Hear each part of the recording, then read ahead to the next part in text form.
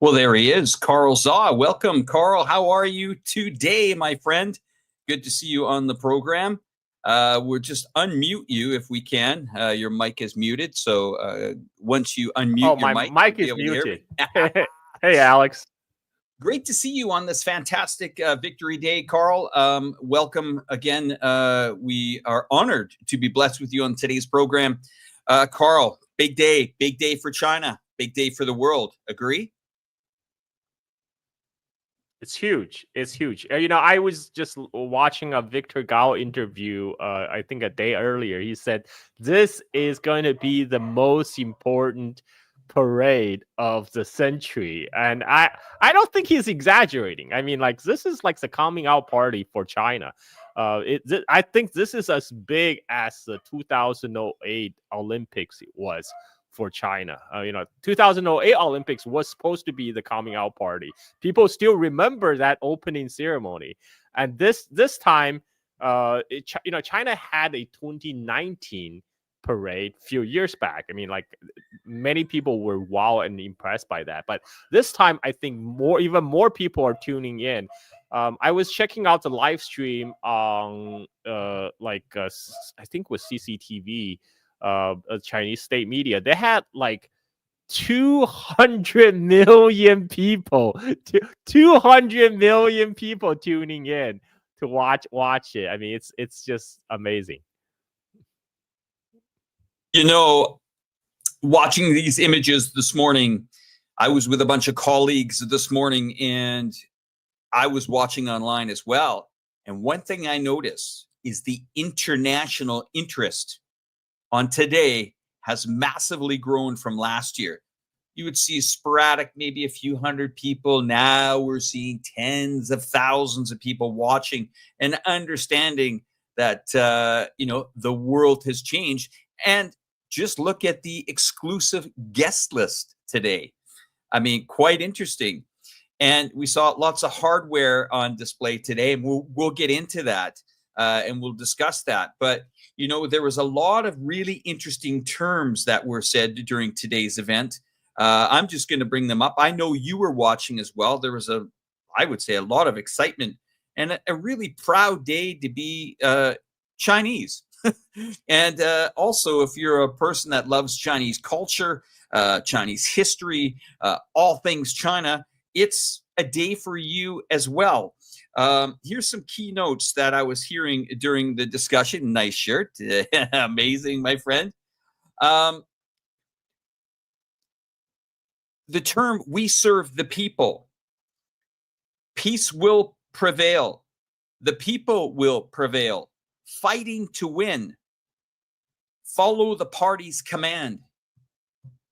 Very, very powerful. And to see a nation that is actually a symbol for the world now. Carl, today, we got a lot to unpack here over the next half an hour, 45 minutes here. But tell me, how does it feel? Your country, amazing. We're going to unmute you, sir. I'll mute myself. I mean, it feels great. It feels great. I waited almost 50 years for this, right? And this is I would never imagine, kind of this level of kind of the spotlight, international spotlight shining on an event like this. By the way, all the slogans that you mentioned, this actually from all the way back from the 1984 parade that was conducted and inspected by then leader Deng Xiaoping. I remember this because I was in China back in 1984. I watched that 1984 parade in front of TV in Chongqing, China, my hometown. And Deng Xiaoping said those very famous words when he was riding on top of the Hongqi limousine and waving to the troops. And that's when he said, 同志们好, hello comrades. And all the soldiers responded, 首长好, like the leader, hello leader. And then he said, wait, what did he say? 同志们辛苦了, comrades, you have worked hard. And then the soldier responded in unison, 为人民服务, serve the people. So that was a template that has, that the Chinese parade has followed ever since 1984.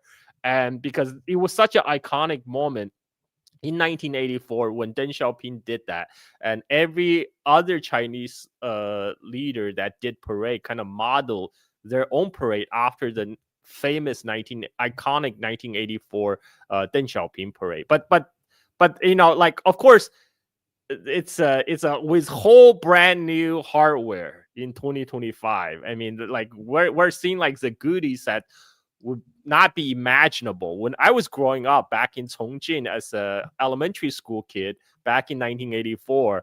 Because I remember at that time a lot of my military nerds friends, they would all be like looking at the Western hardware back then, because back then it was just like we were shocked and awed by kind of the military hardware that was coming out of the West, particularly United States, but also Europe.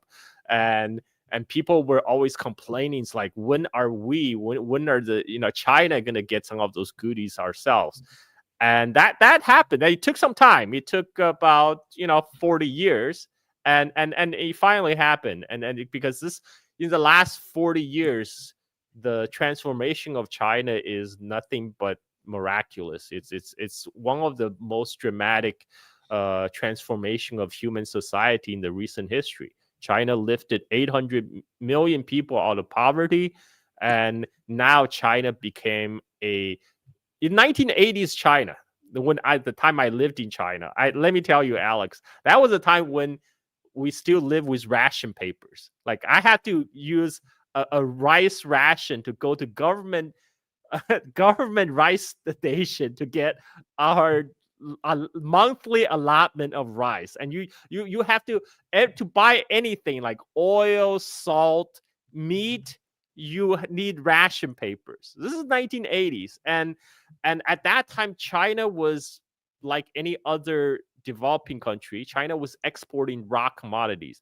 In 1980s, China was a raw crude oil exporter. China exported crude oil to Japan and imported refined gasoline, petrochemicals, fertilizers, because China at that time didn't have enough refining capability to refine its own crude oil. So it imported all the refined petrochemical products, but it exported the crude oil. And so it was a very classic case of like third world nation exporting raw commodities, received manufacturing goods back. Back then, everything was made elsewhere. Like I remember at that time, when my dad sent money back from the United States where he was studying as PhD, our family bought like a Japanese color TV, Japanese fridge, not because we're not patriotic Chinese citizens, because China literally did not produce fridge until 1986, and they did not mass produce color TV until much later.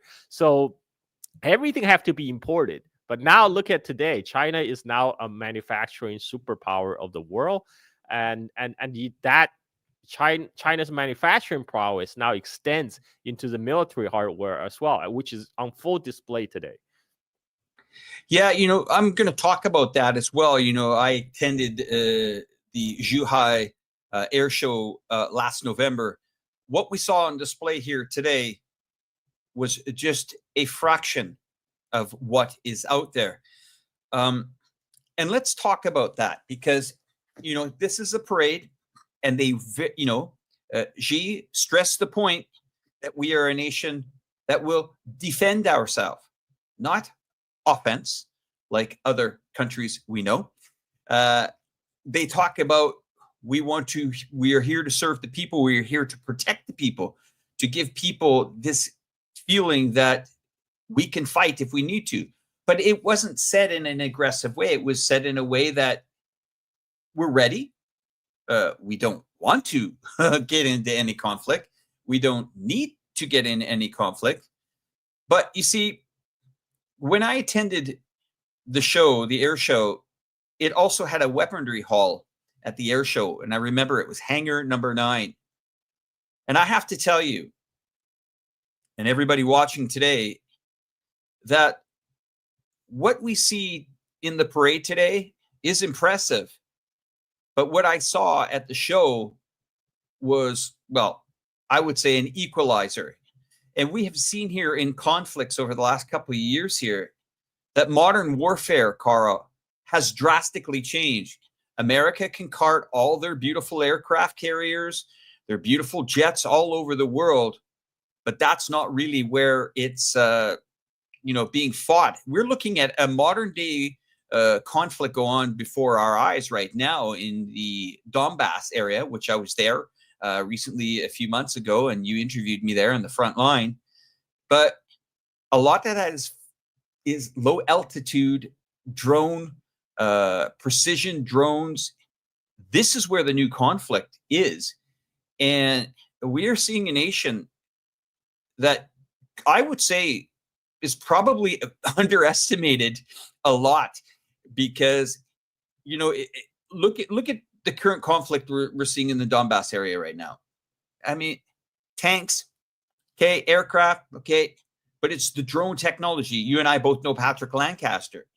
He has seen many things change in the last 10 years or so during that conflict. It went from, shooting back and forth to now running for your life to having netted roads to deflect drone hardware. I've seen this hardware up front, close, and it is absolutely frightening in a way, but in a way encouraging to know that if I was a large country like America that felt that they could go in there and do anything anywhere, I think they are underestimating what is going on here. The other thing I wanted to say is, you'll see in the top part of our screen here that these are images and shots from this morning, and Carl's going to go over to you guys and tell you, if you didn't see it this morning, what really happened today, because it was an impressive couple hours. I'll pass it back to you, Carl. Thank you. Oh, and before everybody gets in there and Carl unmutes his mic, I just wanted to say we passed the 1,000 mark on viewers. Thank you for Carl Zha's audience coming in from YouTube and from X. Also, iChongqing. If you're not a subscriber on iChongqing and you also want to join the chat area over there on iChongqing channel, join in as well. And we will try to put all your guys' comments up here on the board. I'm going to pass the mic back over to Carl Zha to tell you guys kind of what happened and what we're looking at here on the screen here, Carl. Well, actually, I'm glad you mentioned about the drone warfare in Ukraine, because that's the real 21st century modern warfare. And it has evolved so fast in the last just couple of years. Now, you have like rudimentary, commercial DJI drones to now people using fiber optics connected drones, fiber optic cable drones, so they can be remote control and not be interfere with. They're immune to jammers, because those drones are controlled via the fiber. And if you look at the pictures out of the battlefield in Ukraine, some areas are literally covered with fiber optic. I've seen it. I've seen it with my own eyes. I've seen it with my own eyes. When I was, the drones, yeah, unbelievable. And the another thing is both sides, both Ukraine and Russia, they actually depended on drone parts coming out of China to build their own drones. All the supposedly American drones that was hyped up, that cost a very a bunch. Like one of the drones that's marketed to Pentagon right now, that Taiwan just bought. They pay like $1 million for each little drone made by Andrew Industries. And those drones are completely useless on the Ukraine battlefield. And this is why Ukrainians, they resorted to make their own custom drones by ordering parts directly from China. Now, people also ask, okay, why is China sourcing drones to both drone parts to both Ukraine and Russia? First of all, those are commercial. Those are like the drone parts that was designed to go in. Yeah. I think what Carl is talking about is he's just lost the feed for a moment. He's talking about commercial drone parts, products that were for consumption, for actually, adventure consumption, things like that. But what has happened now is that a lot of these have been purchased to take on the warfield. We're just having a look here of today's events that took place in the capital in Beijing as well. I just want to do a couple of shout outs. Carl will come back. His signal is probably gone for the moment. Big shout out to Alana. Thank you. Dave, thank you very much for coming in. Bugs Buddy, great to see you. Carl's popped back in here. We'll get him back on the screen in just a moment. And greetings to everybody. SW Haster, thank you very much for joining today. Hung Miao, Lester's Banana, thank you very much. And yes, we're approaching the 1,400 viewer mark here. And there he is. He's back on the screen. Carl Zha, back to you. Hi, I have some little bit internet issues because right around this time, everybody starts streaming movies on on Bali, and it slowed down the internet bandwidth considerably. So, so I was saying, the reason why both Ukraine and Russia rely on Chinese drone parts is because the China. Those Chinese drone parts are commercial drone parts. They're actually supposed to go into drones like DJI that takes picture and video of your of your hobbies, house, right? And pool, but swimming pool. Yes, but but they're so useful. It turns out that they have been weaponized, right? And even if China cut off, say, a drone supplier to Ukraine, Ukraine will still be able to source those parts from their Western ally, from NATO. It's like a ban will only be effective if China bans all DJI drone exports or drone parts exports to the rest of the world, right? And because that's the nature of Ukraine conflict is, Ukraine is not fighting alone. They're being backed by all behind them. But let's bring the conversation back to the parade, because what we saw today, this was in celebration of the 80th anniversary of the victory over Japanese aggression. We'll get Carl back. And He's got a bit of an internet. The end. Here we are. You're back. Official end to World War II, when Japan unconditionally surrendered. And this is a very hard. Anyway, guys, we'll bring Carl back. A little bit of internet connection there on the premises where he's at there in Bali. He'll come back, not to worry. Carl's basically discussing about the parade today. And, it was in celebration of many things here. A lot of the attention was put on the People's Liberation Army and its contributions to the country, and it's forever growing, not just in a way that you may think that, militaries grow, but they talked a lot about, they brought in a new space element to it as well today. We saw in the parade. As you can see there on the top part of the screen there, that the different colored uniforms as well. They discussed the Navy, the advancement in Navy, and to my knowledge here now that China does have one of the largest navies in the world. And they discussed, about medics as well, and the contributions that the military, the People's Liberation Army, does to the country. If there are certain things that happen, whether it's weather related, whether it's, situations like earthquakes or, some serious things that happen in countries. Some countries cannot even handle that in their own borders. But here you see China very seldom asks for help when it has catastrophes happen. We're going to go back to the chat here, and we'll wait for Carl to come on. Hung Miao, thank you very much for the super chat. Yes, very, very interesting. Very, very interesting comment there. We're also going to go to the link. Space Unit paraded. It did. It was paraded today, and it's impressive.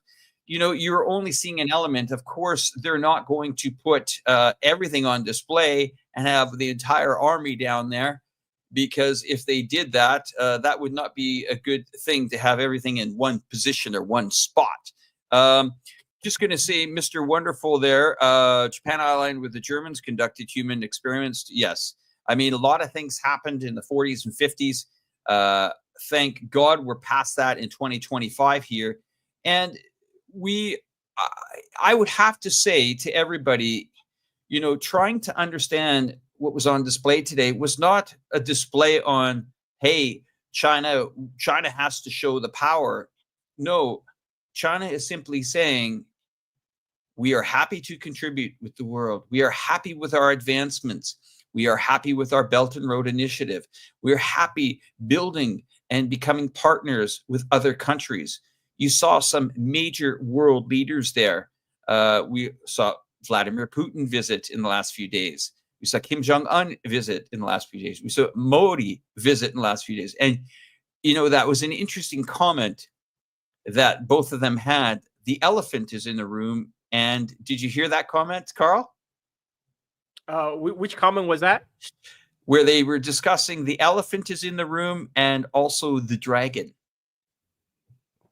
It's a very, very bold statement. And if you haven't heard it or understand it as viewers here today, is these two countries combined make up almost 3 billion or possibly even 3 billion or more people.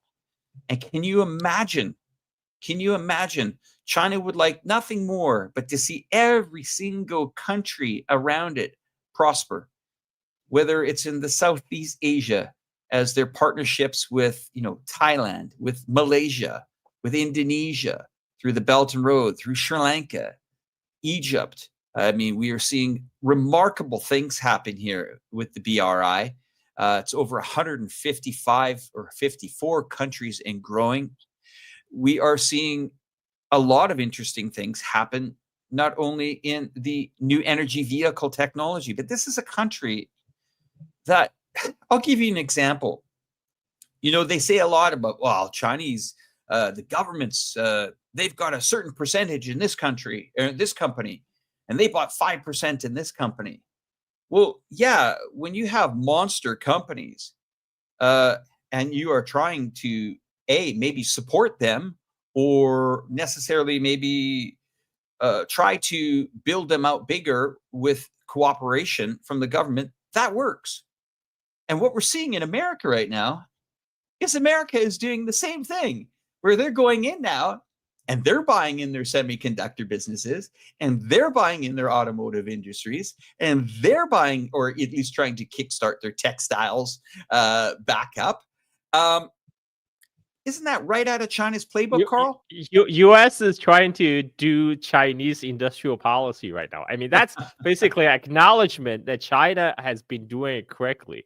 And as you mentioned, Alex, the yes. parade is really about a celebration of how far China have come from their initial struggles. Like the World War II was a very difficult time for the Chinese people. For the rest of the world, and for Europe, they say the World War II started in 1939 when Germany invaded Poland. But for China, the war really started in 1931 when Japan launched the invasion against Manchuria. So for Chinese, it's a war that lasted 14 years, and somewhere around 25 billion Chinese lost their lives. So this is really a celebration of China's rejuvenation. It's literally reborn from the fire of and ashes of World War II, and so this is why it's a moment of pride for the Chinese people to be able to stand tall among the community, among the world community. And as you mentioned, Alex, just leading up to the parade, there was the SCO summit. And if you look at the map of all the SCO nations, SCO countries, this covers China, Russia, Iran, India, Pakistan, Indonesia.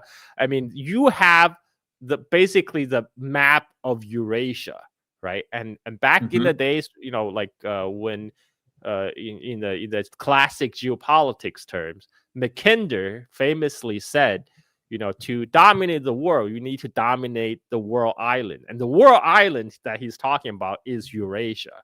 And this is just literally a map of SCO countries right now, and the population you mentioned, there's 680 million people in Southeast Asia. There's 1.4 billion in China, 1.4 billion in India, and add in Russia, Iran. You throw all these population together. This is the majority, where the majority of the world population lives, and this is a grouping of also the energy producers, right? Both China and India purchase Russian oil and gas, despite what Donald Trump have to say. Neither are about to give up on the purchasing of Russian oil and gas, because it's their sovereign right to buy oil and gas from whoever they want. And Russia and China, they just signed the very important agreement of the Power of Siberia 2. So what that means is Russian gas from the Yamal Peninsula, deep in the Arctic Circle, now will travel on that pipeline all the way to China. Now, that gas was supposed to be carried by Nord Stream to feed EU. But, as we all know, Nord Stream got attacked in one of the most spectacular terrorist attack on Germany's critical infrastructure. And now, so all the gas that would have gone to Europe will go to China. And this gas pipeline, folks, this is a multi-generational partnership building exercise, because it locks in two countries as energy suppliers and energy consumers. And so this kind of makes the whole fantasy of U.S. strategic planners thinking about they're going to be able to do a reverse Kissinger. They're going to be engineer another Sino-Soviet split. Somehow they're going to be in turn Russia against China. I mean, that's all fantasy. This has been very clearly demonstrated by Xi Jinping walking together with Vladimir Putin, with Modi. And this is where the center of the world is now, folks. It has been gradually shifting the weight. The center of the mass of the world economy has been gradually shifting from the North Atlantic to the east, and that pace has not stopping. Alex, you still there? Okay, well, I guess if Alex is not back, it's my show now. Welcome to my show, folks. This is I'm very happy. I'm very happy today. I actually had to cut short of my appearance on Danny Haifang's show earlier, just so I can watch the parade. Well, actually, I had to go to immigration office to get my kids' Indonesian passport, but I used the opportunity in the car while my wife is driving to watch this parade. So I watch it in its entirety, and it's fantastic. I thoroughly enjoyed it, and there were many new toys that was brought out. There was China's latest strategic weapons. They show all the big nuclear bad boys that was on full display. And again, China, these are deterrent weapons. China is not about to go to war, but China is showing, hey, don't mess with us. We don't want war, but we're not afraid of war. That has been the official position of the Chinese government. And we saw new supersonic missiles. We saw the DF-61, again, another strategic weapon. And we saw the anti-ship ballistic missiles that could wipe out any U.S. carrier group from East China Sea all the way to Guam. And laser weapons. And they put out the laser weapon. Did you see that? The laser weapon. Yeah, I saw that. Missiles. So, it's great. We're seeing a shot of some of the hardware as well. You'll see along the bottom here that we're also using some of the remarks by Xi Jinping, President of the People's Republic of China, at the reception commemorating the 80th anniversary of the victory of the Chinese people, War of the Resistance against Japanese aggressive, and the World Anti-Fascist War. This is actually quotes from his original statement that was officially released in the afternoon. You will see them. We're playing them here. Really kind words that he says that people are the creators of history, and the pursuit of a better life is shared aspirations of all nations. At the times, our hearts must be with the people, our work must be for the people, and we must do our best to improve the well-being of all the people. Chinese modernization follows the path of peaceful, again, that word peaceful development. China will always be a force for peace, stability, and progress in the world. We sincerely hope that all countries will draw wisdom from history, value peace jointly, again, peace, that word, advance world modernization, and create a better future for humanity. Now, please join me in the toast. And then he says, to the great victory of the Chinese people's war of resistance against Japanese aggression and the world anti-fascist war, and to a bright future of enduring peace and shared prosperity for all humanity. Cheers. And, this is a leader that, we are seeing so much of this parade. It wasn't just a military parade. A lot was shown here. Diplomacy. Here is a country that knows diplomacy. They understand diplomacy.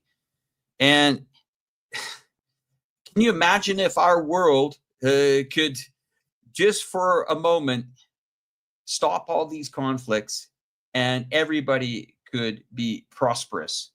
But unfortunately, we have seen devastation of countries that have been completely destroyed.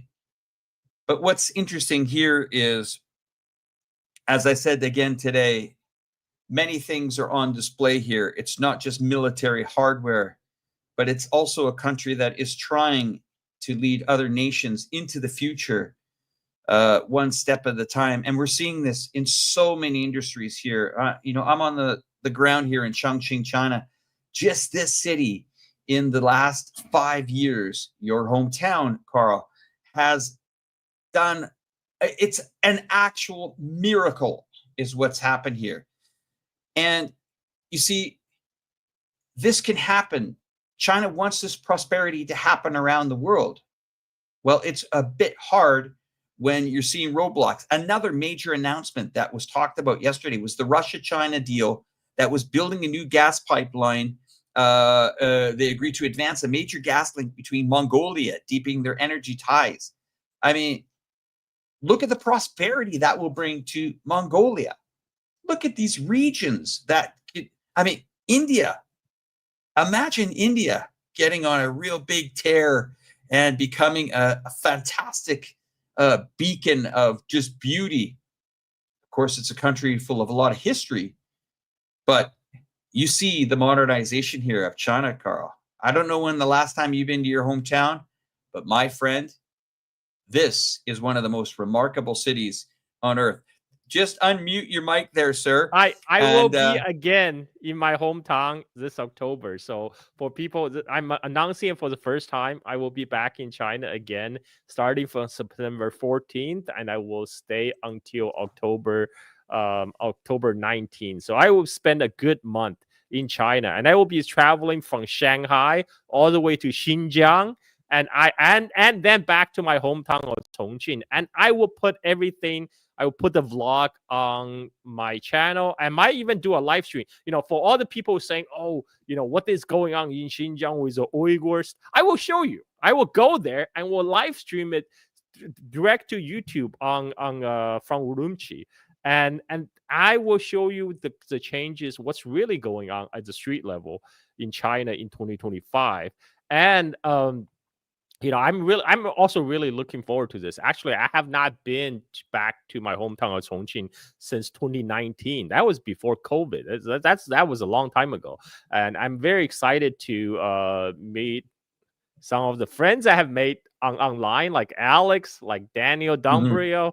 I know you guys are all like old Chongqing hand now, so I'm looking forward to look through my hometown through your eyes, Alex. To through your so you'll be a brand new perspective for me, and I'm just very happy about this. I can't contain my smile at this moment, and just to give concrete words to what you quoted Xi Jinping's speech.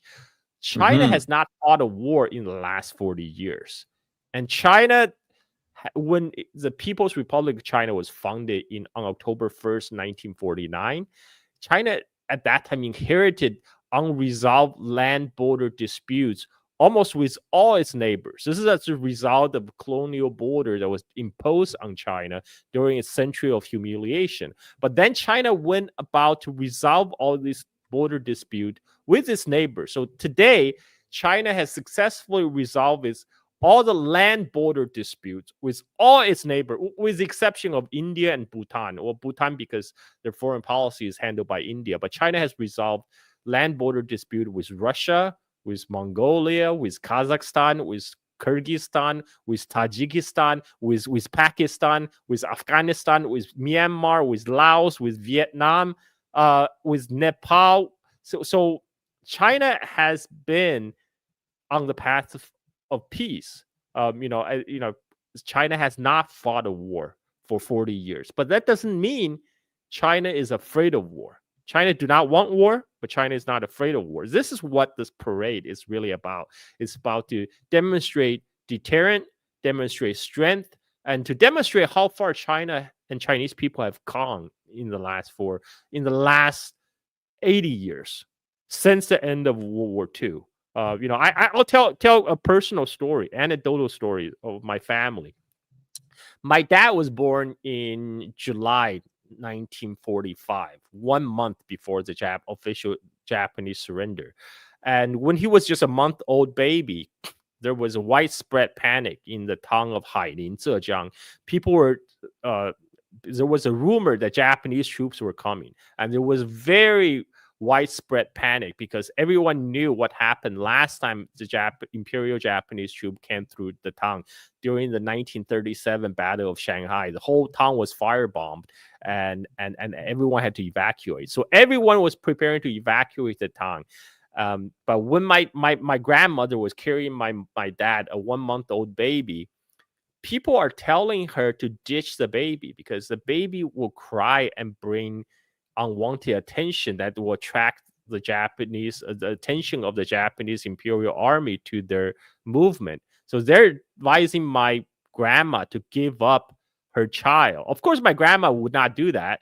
And it turns out it was a false alarm because this was after August 15th, 1945. And the Japanese troops are coming into town to board the train to the next big city, Hangzhou, for the surrender ceremony. So, thanks to my grandma, my dad is still alive today. I'm still here today. But this story was repeated across multiple Chinese families, all throughout China.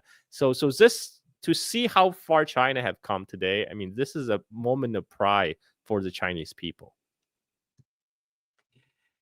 It's more than that as well. It's also a symbol of where the world should be moving. I mean, we have seen things that we are becoming numb to when you watch, Western media, and you see certain devastation around the world, and we try to absorb it. And there's parts when I wake up in the morning and say, how is this going on in the world? And why aren't we doing things to stop it? The interesting part is that, while certain sectors and certain people that we need actually to do things for us to bring peace and harmony into this world, well, we have the sanction list out. We have the tariff lift out. And what do people expect when let's look at Russia for a moment here. I mean, this was almost a global, total annihilation of a country.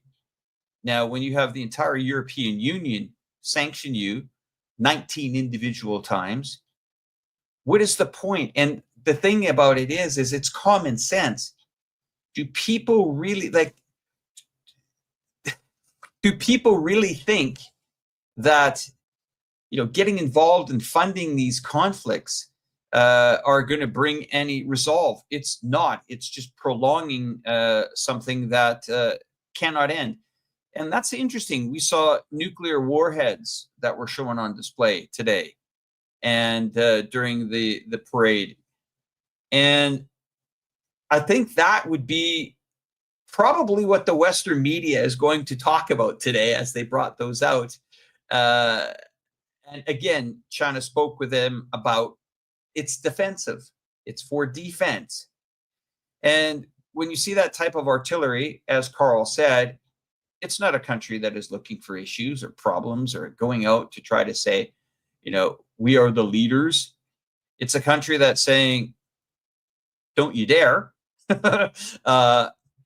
Sit down and learn from our 5,000 years of history to use diplomacy, use smart ways of getting out of these conflicts. Right now, all we're seeing with some of these current conflicts are deadlines, tariffs, financing more, and certain parts of countries having their young men wiped out.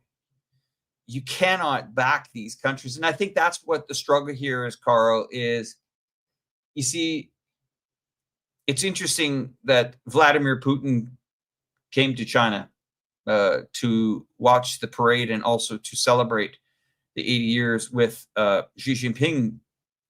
What people forget here is that is a country that has been cut off of the world banking system. It's been sanctioned. Visa, MasterCard, American Express, every Fortune 500 company has pretty much collectively pulled out of Russia. Its airspace has been blocked. Its airlines have been blocked. Its train services have been blocked. Even its shipping has been blocked. Even its sales of oil to the nations that don't agree with what's happening during the conflict has been blocked. Even their athletes can't even fly their own flags in athletic competitions. But Russia now knows that they do have an ally. And this ally is not saying we need to support Russia financially when it comes to buying arms or anything. China's been quite neutral through this whole process. You will hardly see them involved in this giving their opinion on it. They just say peace, peace, peace, peace, and peace. They keep saying it over and over and over. But you see, Carl, where I struggle here is if this could happen to Russia economically, this could happen to any smaller country around the world. And we're seeing it right now in Venezuela right now. And it's quite shocking what's going on there. I can't believe the U.S. government has actually put a bounty on the president of Venezuela and put a few aircraft carriers just sitting out into the water there. So I think it's good that China had a fantastic day here, and it did show that this is a country that once again has new shiny things that can protect its people, and we just saw a small part of it today. Back to you, Carl. Let me unmute myself. Yeah. Yes, indeed. So what, thanks to the Nobel Peace Prize candidate, Donald Trump, now we are witnessing a coming together of very important countries around the world, we're talking about Russia, China, India, uh, Iran, etc.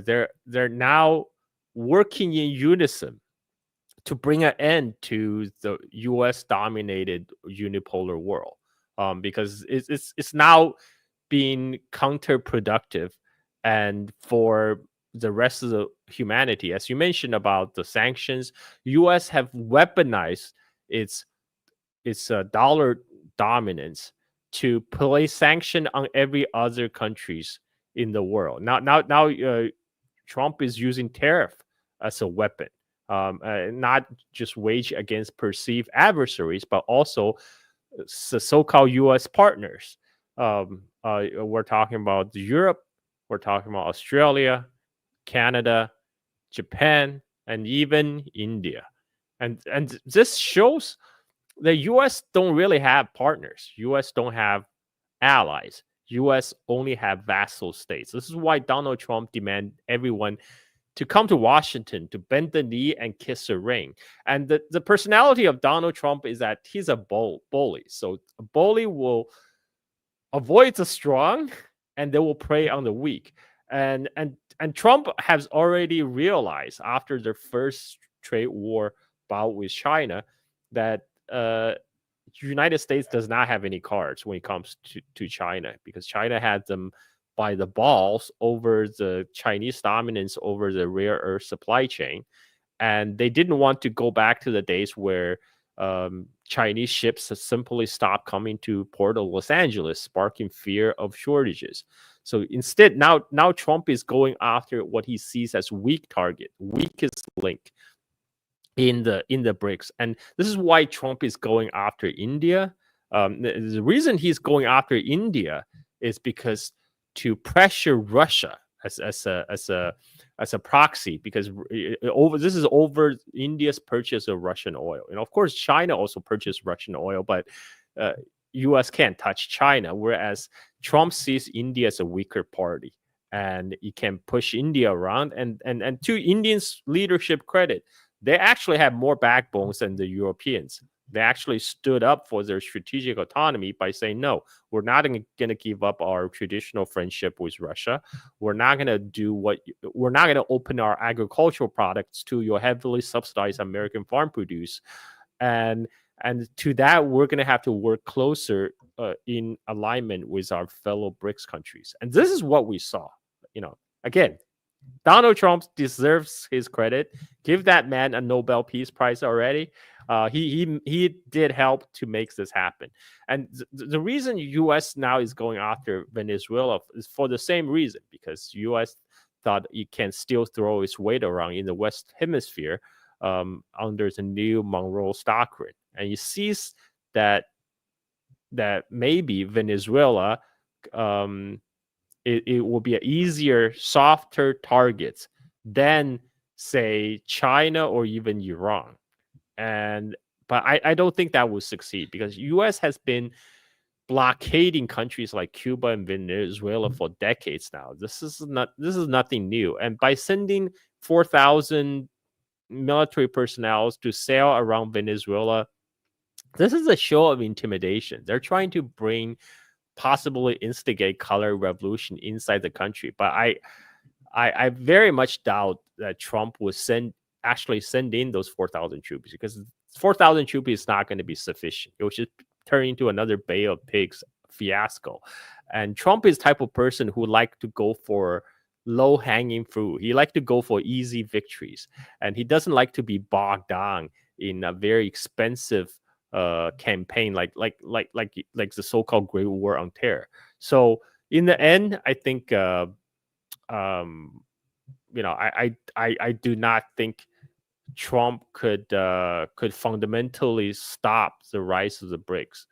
Brazilian President Lula just called emergency meeting for the BRICS, and Lula also said now we need a trade currency, alternative trade currency more than ever. If we don't find a solution to this, we will end the 21st century the way we started the 20th century. Of course, we know what happened with the start of the 20th century. We had 2 world wars, and I think with the coming together of BRICS, which now have a collective GDP of greater than that of G7, and with many energy producers like Russia and Gulf countries, with the manufacturing superpower that is China, and with the world's majority population, the rest of the world now can say no.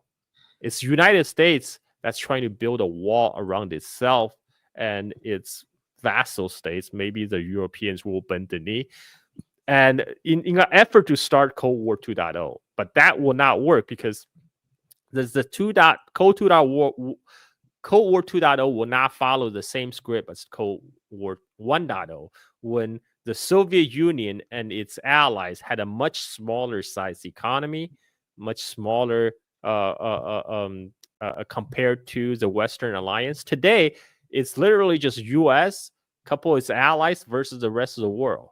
And if the U.S. succeed to erect these barriers, this physical wall, whether physical walls or metaphorical ones, what actually will happen is United States and its European allies were going to be stuck with the old, outdated technology, with a fossilized economy, while the rest of the world will have moved on. And you will not, U.S. will follow the footpath of the Soviet Union. It's already well on the way there. So I have that to look forward to. And then we have the Nobel Peace Prize candidate Donald Trump to thank for. This is why I say Donald Trump is my president for accelerationism of the decline of American empire, and I'm all here for it. It's interesting also to talk about, why these emergency meetings are happening. I don't know if the audience does know, but I've been a derivatives trader for almost 20 years now. And what I'm seeing on the futures, derivatives, and option market is not good news. And just to give you some statistics here for the viewers, the United States rolled back its package. We used to call it kind of like something called the low value consignment relief, like an LVCR. But it's a rate in the United States where packages to the average person would pretty much go uncollected for taxes, mostly for tariffs, because it costs too much money to stop an individual package coming from another part of the world. Now, the United States used to get 1.3 to 1.5 billion of these packages a year. This, we'll call it low value consignment relief, has been in for decades, maybe even 50 years or so. You guys can help me out there in the comments and tell me how long exactly it's been in. But here's something interesting.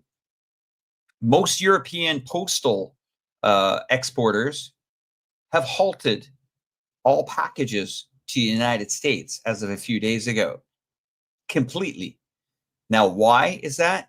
Because the United States wants to collect tariffs on those small packages, but don't have the manpower to collect it. Now, here's what happens. Packages get delayed. Companies start to hurt because customers will do a credit card's chargeback, or they can't get their item and they're wondering where it is, or it's being held up in customs, or it's in transit. And what happens there is the collapse of many, many, many small businesses in the United States are going to come under some serious pressure. Even as we look at TikTok right now, if TikTok goes dark in the United States, so does 7 million US companies that rely on it for sales. It's not just about watching somebody dance and doing cartwheels on the front lawn of the house. It's an e-commerce powerhouse. Now, there could be a strategy to get TikTok out of America. Why? They're a major competitor to Amazon. They're a major competitor to Walmart. They're a major competitor to just about any online service, including eBay. So in the next few months, from what I can see, reading derivative trades for almost 20 years here, unless something remarkably happens on the market here, unless a lot of these conflicts get solved, unless a lot of these trade tariffs get solved, and even some of the deals that were signed are not good deals for shareholders of public companies, because the administration is saying we're going to bring billions into the treasury, but that billions are not coming from other countries that are paying for that. No, that's coming from the US taxpayer, the 300 or so million Americans that will be paying. If you see India get taxed at 50%, it's not India being taxed at 50%, it's you being taxed at 50%. And then you pay the tariffs, and then you get your goods or whatever you need. Now, we might say, well, we'll just find another supplier. Okay, well, who makes refrigerators in the United States? Who makes laptops anymore? Who makes mobile phones? They're designed in California, but they're probably made at Foxconn in China. How about the microphone I'm talking on today? How about the camera I'm looking in today? How about just about everything in your household today? Now, this is not about taking jobs. It's about innovation. And a lot of these companies that you're buying or importing from are actually American companies. So the next time we say, well, where are these profits? Where are all these profits? Let's look at Apple, for example. Where does Apple's products go? To its shareholders, to its treasury, where it sits with billions of dollars. And the products are made in China, and the profits are made in America. So the next time we hear and the people try to understand on how much an impact these tariffs are going to be, it has collectively shut down the world's parcel delivery to the United States of America. Now, we're not going to feel this tariff shock yet, but we will see it, and I can see it on the derivatives market. The market just opened 6 minutes ago. I guess it's an okay day trading on the market, but we're going to have to see where these tariffs, where this money goes, because when you see a shift in billions that either come out of your pocket or your business or somebody that you employed or somebody that you had to lay off from a job, this is going to hit the American economy like a tidal wave. I'm not sure if you're following that, Carl, but I do not see any way out of a recession in the next 6 to 12 months unless policies have changed, unless certain tariffs are rolled back, because these numbers cannot be absorbed. And I understand this America First strategy, but that doesn't mean that you should wipe out your entire private sector doing it. Thoughts?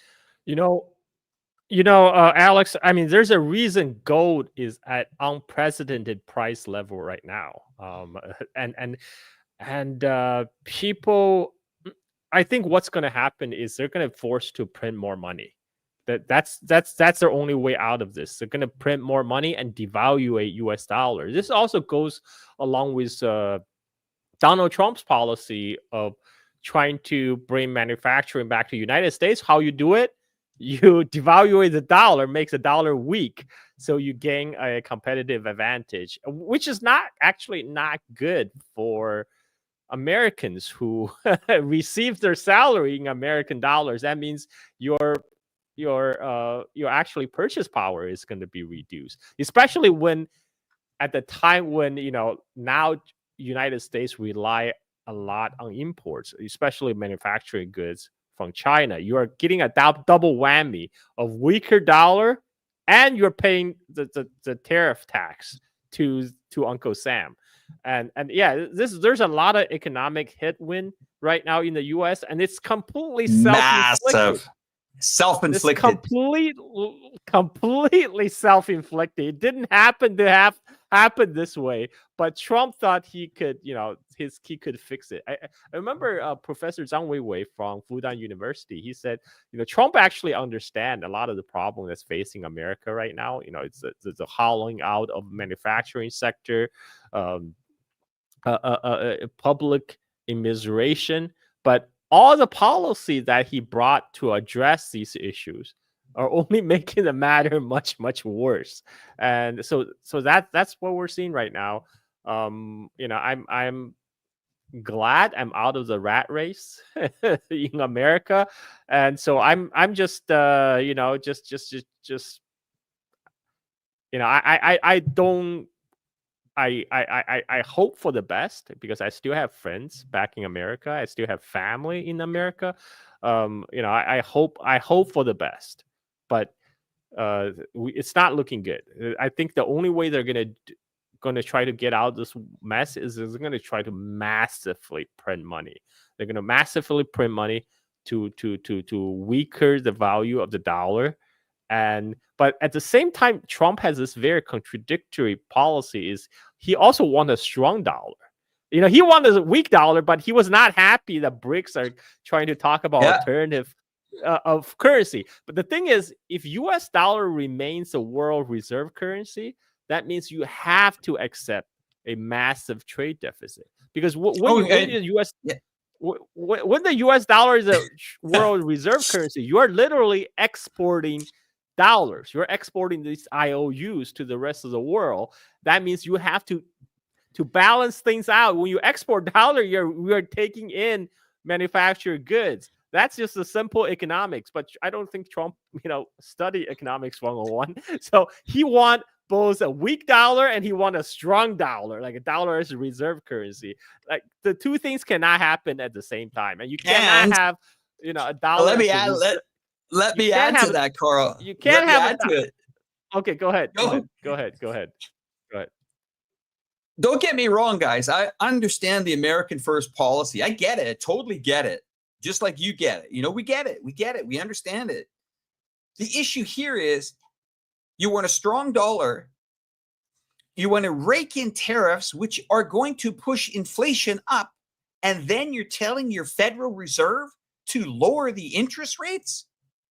That is kerosene on a fire. And that is going to absolutely rip this market. Parcel deliveries canceled. 50% tariffs on some of the largest populated countries in the world. What? Let's keep trading? Keep trading what? And then bullying neighbors like Canada, hey, throw 100% tariffs on cars, new energy vehicles, Canada. How did that work out, Canada? Your crab industry that you sold 90% of the exports to China, gone.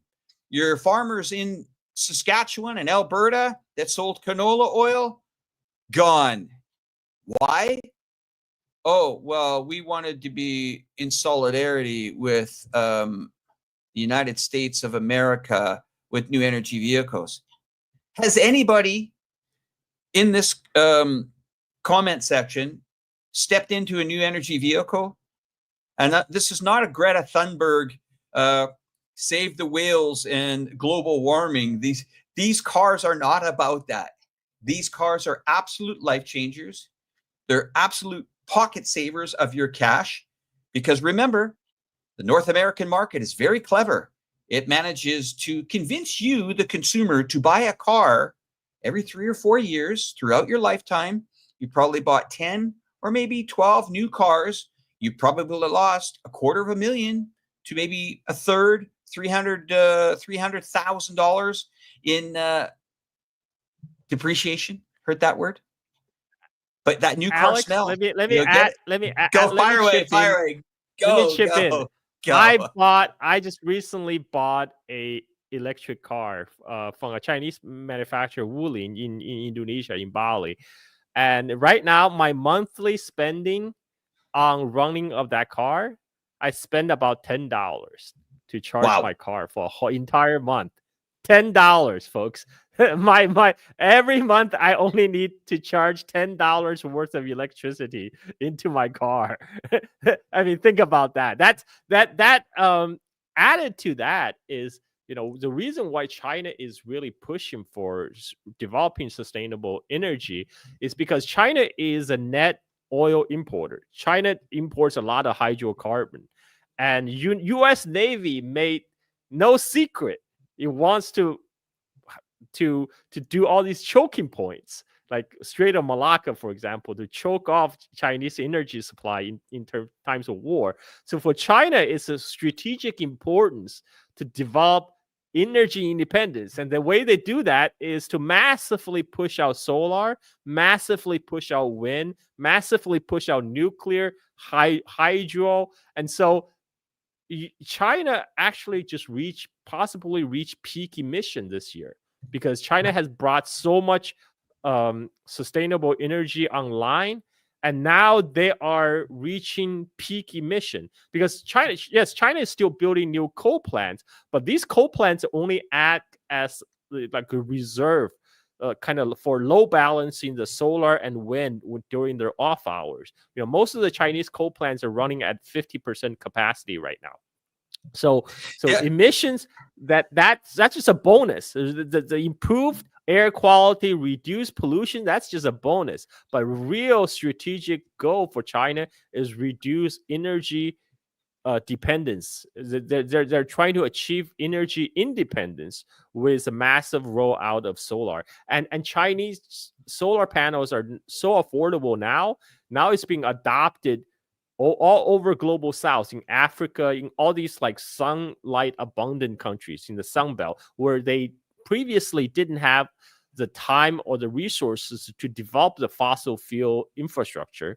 Now they can go very quickly build out solar. And one of the drawback of the solar and the wind is because they're not stable. There will be off hours, but that can be solved by storage, energy storage. And this is another area where China has made battery dramatically cheaper year after year. And now they're Go ahead, Sat. Go ahead. Yeah, the sodium ion battery by CATL, also battery swapping technology by NIO, a car brand that uses it. Chang'an has beautiful automobiles that it brings out. You got BYD that has over 1 million employees, which over 100,000 of them are in R&D. So this is about collaborations. This is not about competition, taking the last company down to the last car to bankrupt them. No. There will be consolidation in the new energy vehicle. The strongest will survive, but it's with good support. You don't have to reinvent everything when you have a company that knows how to have autonomous driving and has invested billions into it and is willing to share that technology. As well as you'll see some of these cars that some of these American and German manufacturers do also benefit from these new energy vehicles. Some of the brake pads are made by German engineering. Some of the tires on the car, the Chinese say, you know what? Goodyear are great tires. We don't need to get involved in the tire market. If somebody wants an aftermarket, maybe a less cheaper model, that is possible. But you know what? We're going to give some of that business to North America. But at the end of the day, when I got into my first NEV here, I actually got out of the car and said, wait a minute. No, that's not an NEV. That's not a battery power car. Because I was told by all my friends, these cars are a glorified golf cart. No. When I got out of my first BYD with zero gravity seats, touch dimming of the windows, massage chairs, LiDAR, ambiance lighting, 28 speaker Dolby surround sound inside with noise cancellation of the traffic outside. What? And then I had a refrigerator in one of my cars, and I got out of this car and I walked to the back. I said, there has to be tailpipes on this car. There has to be. There just has to be. And I looked at the back of the car and I said, Canada, General Motors, Ford, get on an airplane, come over to China, do a collaboration deal with one of these car manufacturers right now, or you are in serious trouble.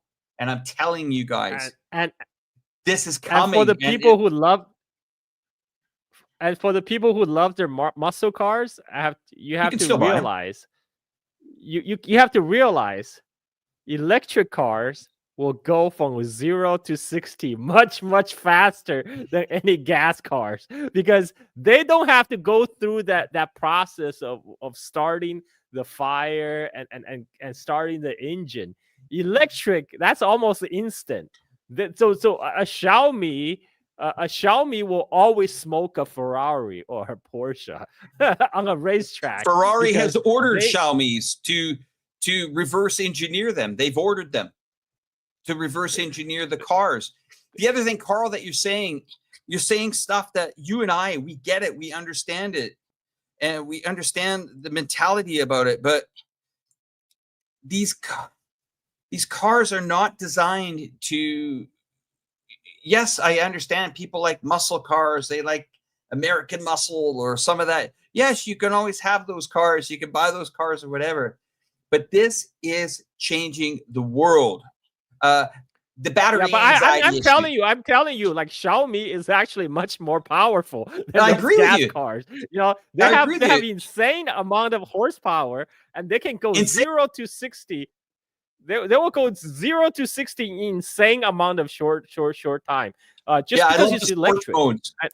I totally get it. That's a whole. And that's because they're electric. It's just very hard for internal combustion engine car to beat an electric car with a similar horsepower ratings, because electric car, you just turn it on, you just flip the light switch, and that's it. You just cannot compete with that. And this is why the Donald Trump right now, because his donor base is big oil in United States, and that's why he even ditched the big three. And he even ditched Elon Musk, right? He cut off all the subsidies. He's trying to get rid of all the subsidies for solar development, everything. He's going all in on hydrocarbon. So this is what I'm telling you. When U.S. built that wall around itself and its allies, it's going to be the U.S. and its vassals that's going to get stuck in the 20th century, in the technology of the 20th century, while the rest of the world will have gone on to electrification, with China. Well, Carl, just to say to the audience again here, like, we don't say this stuff without our knowledge. I've been to the showroom of series factories. I've been to Zeekr. I've been to NIO. I was in Chang'an's factories on the floor. I've seen these cars be made. I was to CATL headquarters to watch the different types of batteries, the long-range batteries, the range extension batteries. I've been to BYD battery plant just outside of the center of the CBD here in Chongqing. I was into DeepHal, and in the next few weeks, I'll be in more. I have a 10-part series, the most intense 10-part series of new energy vehicles on the iChongqing website. And I encourage everybody that watched today to definitely subscribe to Carl Zha. Carl, we have way too much to talk about. We're going to catch up on our next live stream. We got to do this way more often, my friend, because I have probably a bazillion hours of stuff to talk about with China, and it's been an absolute pleasure. I'll let you say goodbye to your audience and our audience here, and we'll end the stream here in the next couple of minutes. But everybody, subscribe to all these channels. And of course, if you want to see me on my channel as well, I'm here with iChongqing's channel, of course. And I am also here with this channel, Reporterfy Media. I will put it up there with Carl Zha and iChongqing. You know where to find me. I'm going to pass it over to Carl. He'll wind down the show. Talk to you guys later. Go ahead, Carl. Well, Alex, you need to hook me up with Chang'an automobile. I promise I will.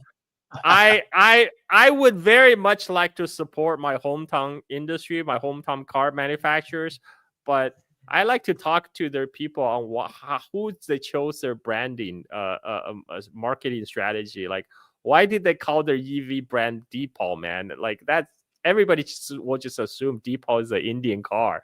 But anyway, like, I would have loved to own a Deepal. I just don't have an opportunity because they haven't brought it to Indonesia yet. And anyway, thanks again, Alex, for hosting this. And I think it was a great idea if we can do this more regularly, maybe even on a weekly basis to talk about China. There's so much things to talk about. Let me add, they call the brand Deepal because it's the anglicized version of the Chinese name Shen Lan, which translates to deep blue. The name symbolizes... Just call it deep blue. Just call it deep blue. Okay. It's okay. Or just call it deep blue. Just call it the Carl Zha DB. Or Zha Motors, okay? Zoster. Call it the Zoster. I would like that. Call it Zoster. Awesome. I'll let them. I'll shut up now. I will be quiet and I'll give you the mic. Sorry for interrupting. Go for it, man. Close her down for us. Cheers, buddy. Well, thanks everyone for tuning in. So Mia and Alex were actually seriously thinking about turning this into a more regular series where we're just going to be talking about China, anything China related, whether it's new energy vehicles, whether it's China's sustainable energy rolling out, whether it's AI, whether it's or even military hardware. Like Alex goes to all these air shows all the time. He gets invited to attend all these trade shows everywhere. So I'm very excited to bring to you the stories about modern China in 2025. And anyway, thanks for tuning in, everybody, and I will see you next time. Hopefully, again. Hopefully next time you'll be me and Alex again doing this. Maybe next week. That sounds good. Bye, guys.